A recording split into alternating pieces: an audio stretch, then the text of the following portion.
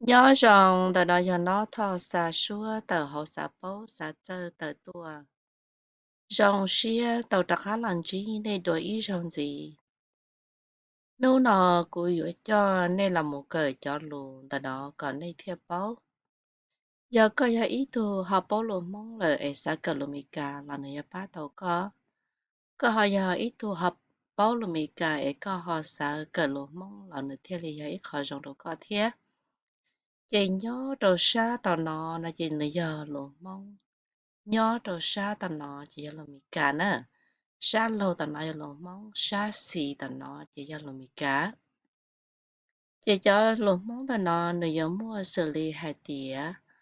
Cú, co, bò, nhẹ. Luôn mì cá ya I, me, my, you, see, like. Chị cho nó cú vô là một nhận nè.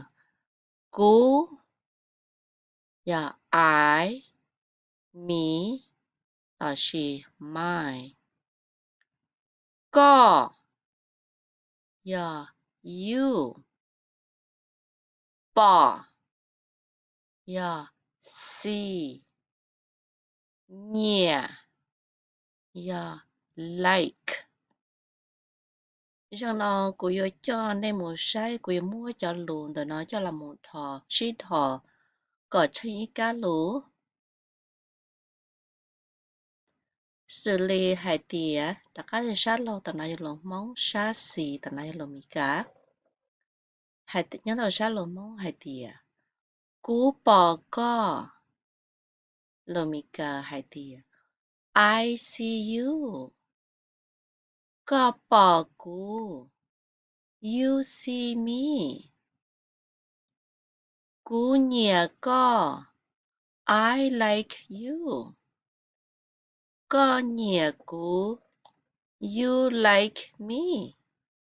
Cú đã khá nhận đối lử. Cú bò có. I see you. Có bò cú. You see me. Cú nhẹ có. I like you. Có nhẹ cú. You like me. Thì bé kể cờ là một số lý nó bé mà lý sao cá tàu lử cờ đóng lâu chia tận đây nó xin chí đùa.